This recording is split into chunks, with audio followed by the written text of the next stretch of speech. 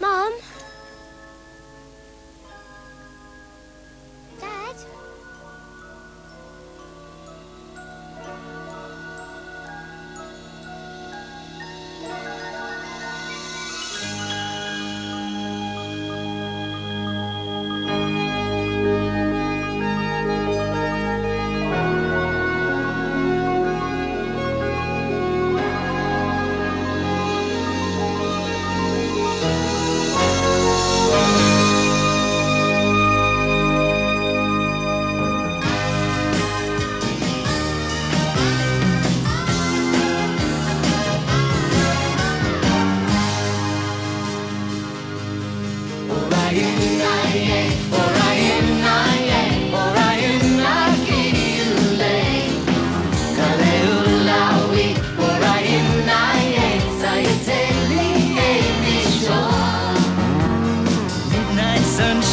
Silent thunder, sky as black as day.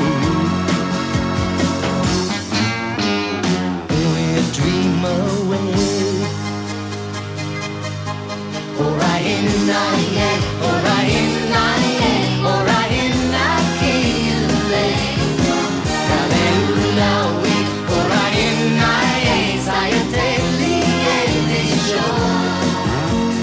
Waking while you're still deep sleeping, finding you're not here. Watching a dream appear.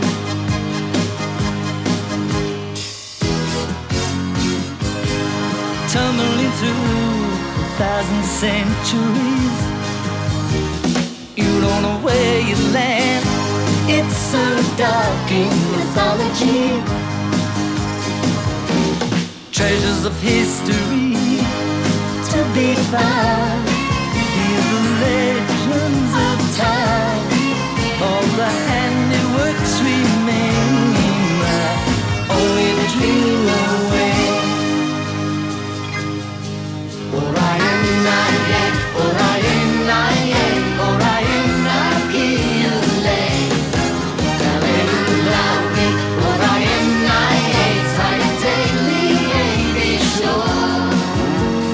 Greedy feeling, wheeling, dealing, losing what you own.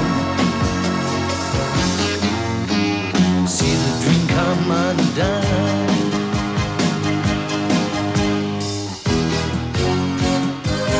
Stumble you may with your mentoring. Lucky you got so far, all you owe is apologies. Measure the mystery and the sound without taking enough time. So the handiworks remain. Only a dream away.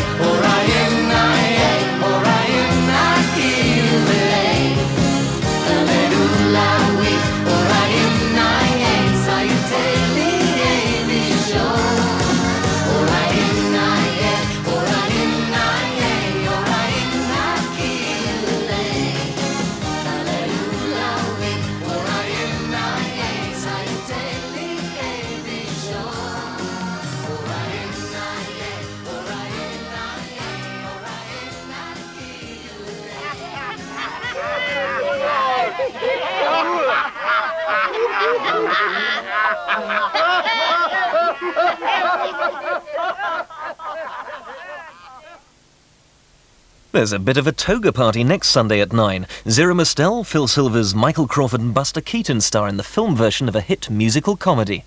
A funny thing happened on the way to the Forum. The romance of Italy. If I'm to have an affair with someone, I'd like to know it first. The passion of Italy. What we have here is a failure of communication. The fire of Italy. Love, Miss Piggott, is for filing clerks, but not for the head of a conglomerate. Italy is not a country. It's an emotion. Well, it's certainly been an experience. Jack Lemmon and Juliet Mills, Avanti, Thursday at 8:30 on 4.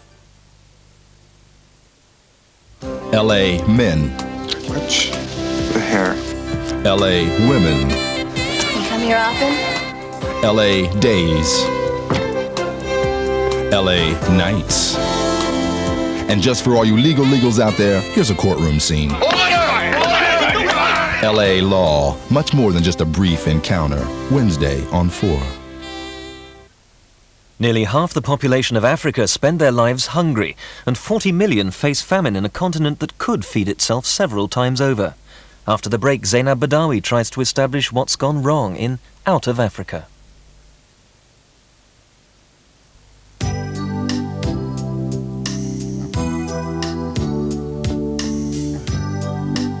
The first time you see one, you'd be forgiven for being curious, because there's never been a Bodyform towel quite like the new Invisible Ultra.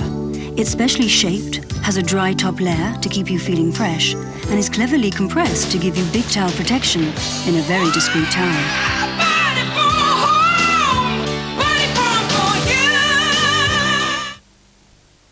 Make sure your next holiday is one you'll remember forever. Starting tomorrow, the Daily Mail is giving away £100,000 in travellers' cheques. In a spectacular free draw, 100 people will win £1,000 each. Don't miss this chance to be one of the lucky winners. Or maybe you'll be lucky in love. Exciting astrologer Jonathan Kaner tells you what the stars have in store. Money, work, health, relationships. Will the rest of this year be special for you? £100,000 in travellers' cheques, plus Jonathan Kaner's remarkable predictions. Starting tomorrow, only in the Daily Mail. The new Mitsubishi Sigma Estate, winner of an Auto Express road test on estate cars, has room enough in the back to fit in any of its rivals.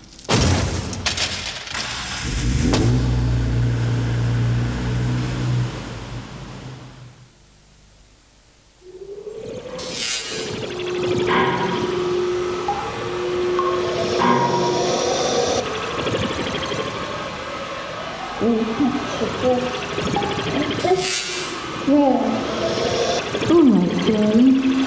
Let me just finish this and then we'll go out.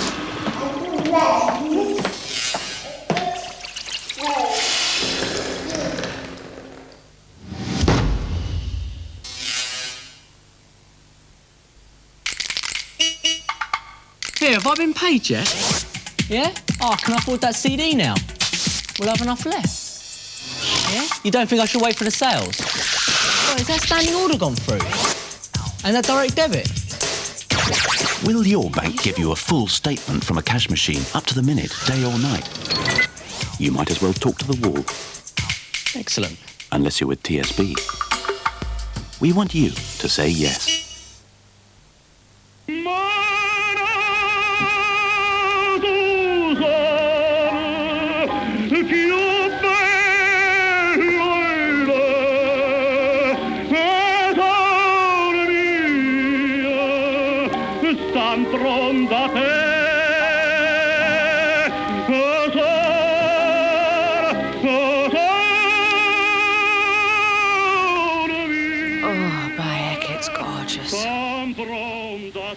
That Gladys Oldthorpe, she never buys her own. Boddingtons, the cream of Manchester.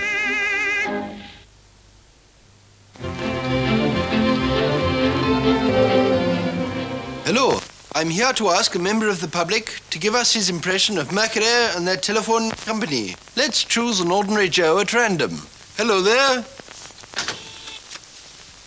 We've never met before, have we? No, I don't think so. So tell me, what is it about Mercury you find so terribly attractive? Well, the introduction of competition into some markets can bring real customer benefits. That's what makes them like Virgin. Yes, quite.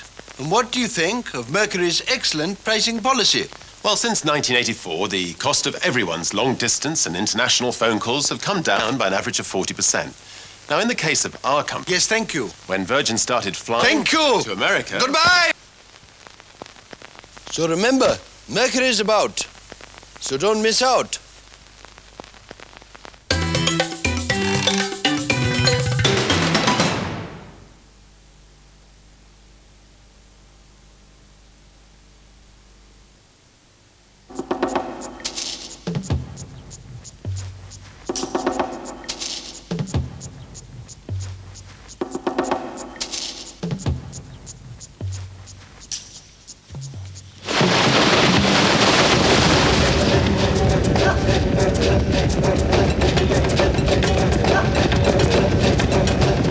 The Greatest Show in Africa opens Wednesday at 9 on 4. Consider how a country of breathtaking beauty became a land torn apart by war. Consider what makes people who've lived together in peace take up arms against each other. How being of the wrong religion could cost you your life and that of your family.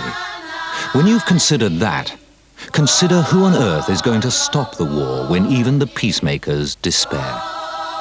Channel 4's Bosnia Week. We simply urge you to watch.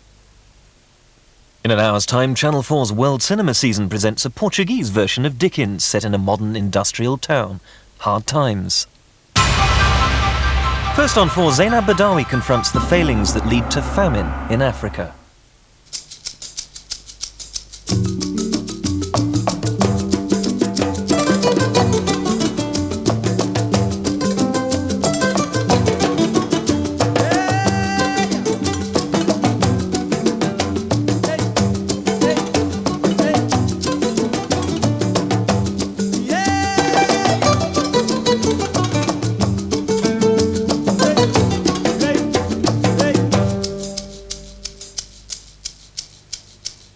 Most people know there's a food crisis in Africa.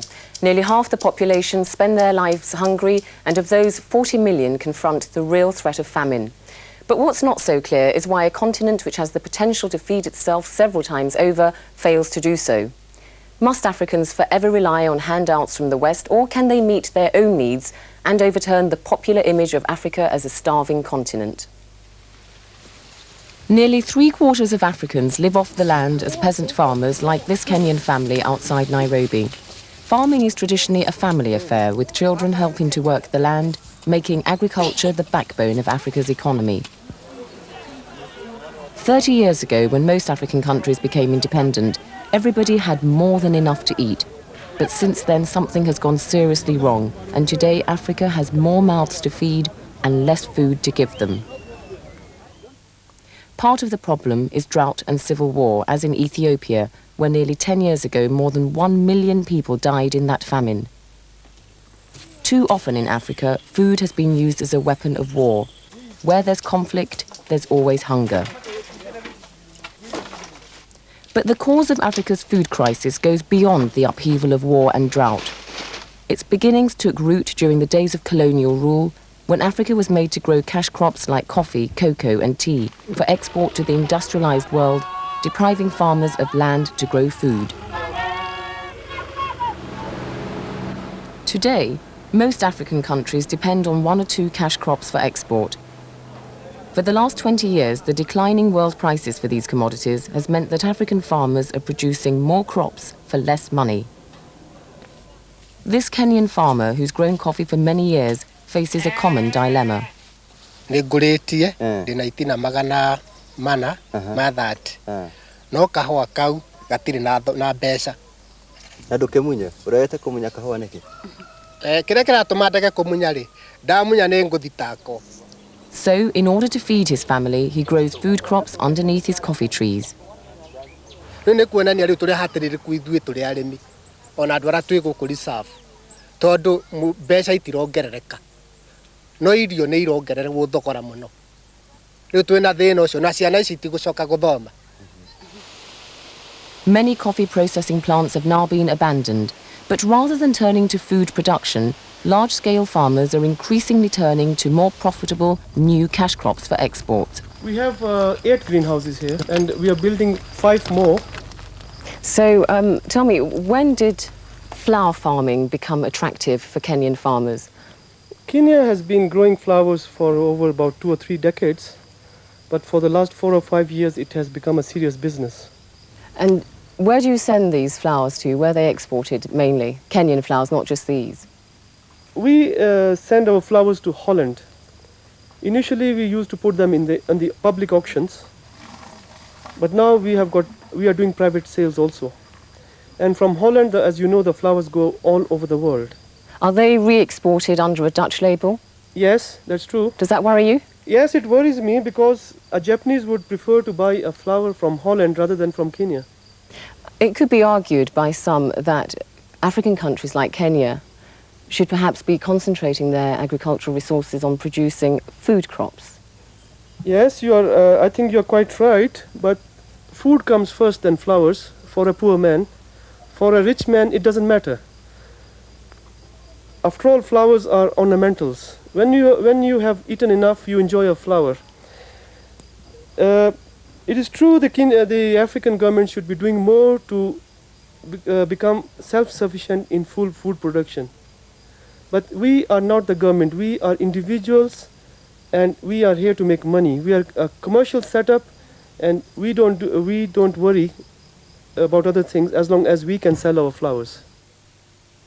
So what's behind Africa's food crisis and what can be done about it?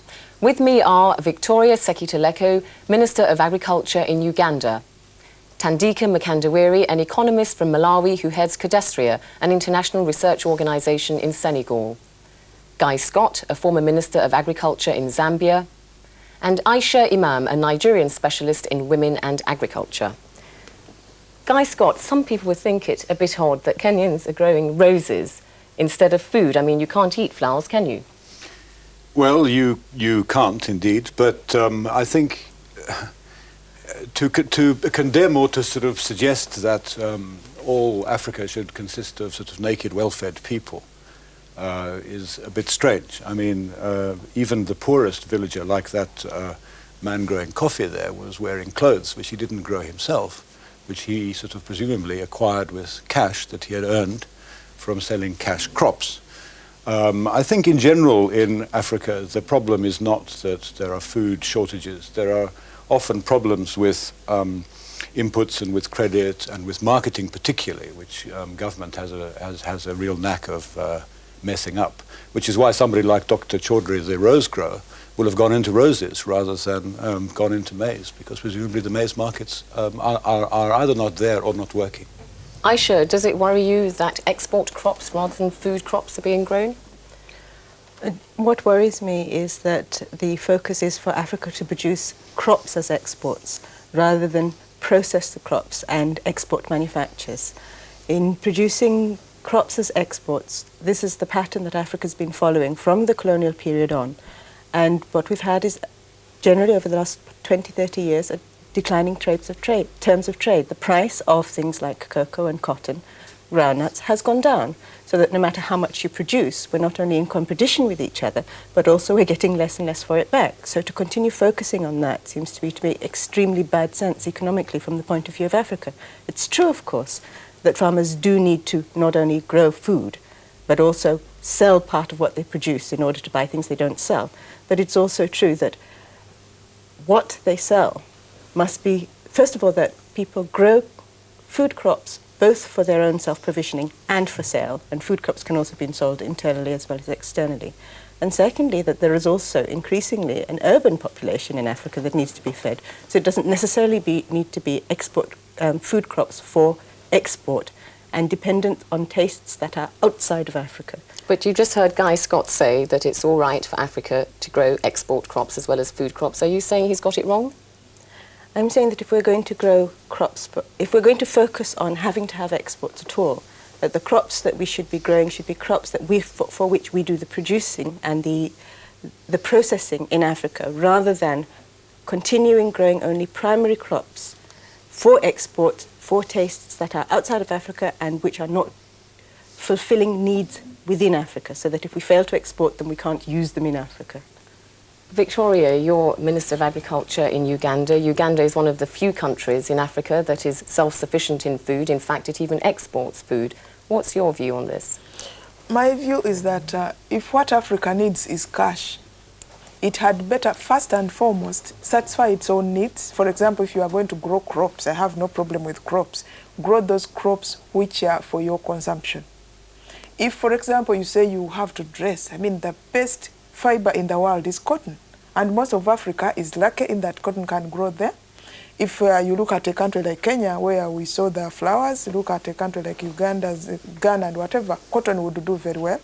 Therefore, why not produce a crop like that, which you can get the fibers from, and which is partly a food crop? Because if Africa is going to get out of this quagmire of famine and whatever, in my view, we should stop waiting for policies from outside. It is not only the food we are growing for outside.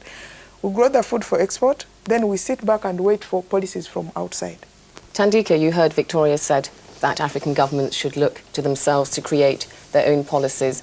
Do you think that African governments on the whole have an anti-rural bias, as it were, and that they concentrate too much on wooing the urban population? Do they do enough for agriculture? No, they don't do enough, but it shouldn't be ascribed to what has been called an urban bias. I think it's much more complicated than that. Most countries in Africa are stuck with structures which they inherited, which are very difficult to transform. If you've been growing cocoa, it's very difficult to move from cocoa to something else. Also, there was a desire to industrialize, especially after independence, and that put enormous strains on agriculture. The intention may not have been to only help the urban population. It was maybe some nationalist idea to industrialize the countries. But it is true that the African governments have not behaved properly with respect to agriculture. But that's a whole other subject to talk about. Aisha, is Africa's dependence on cash crops, in your view, the main reason why food production in Africa has suffered? It seems to me that it's a very important reason. I think it's not only a question of dependence. I mean, it is also the question of the declining terms of trade, but it's also a consequence of the ways in which, from colonial days on, as Tandika said at one point, a continuity, the focus has been so much on crops that are produced only for export, whether or not they're food crops, and particularly food crops haven't been serviced in terms of agricultural inputs, and haven't also been serviced in terms of research around more efficient ways of production and increased inputs for production. The whole Green Revolution package was imported from outside and was usually, for most countries in Africa, about crops that are not grown within Africa for food. Victoria, you wanted to say something? Yeah, I just want to agree with her that most of what has been invested in agriculture has actually gone into those crops which were meant for outside markets. There are very few African countries, for example, where you find that a crop which was very popular in Africa has had a lot of research into it. Many Africans like their yams, like their millet. I mean, we eat grasshoppers. But do you know that until now, nobody knows how to produce these grasshoppers? We have got to sit back and wait for them to come out when they do. Guy Scott, do you agree that African governments have neglected food crops, concentrating too much on export crops? No, I don't. I mean, I don't think that's right. In fact, I think the examples of those very world commodities whose prices are dropping are mostly food crops. I mean, Zambia, certainly, and I think it's true of most African countries, couldn't hope to compete on the world market because of Trump.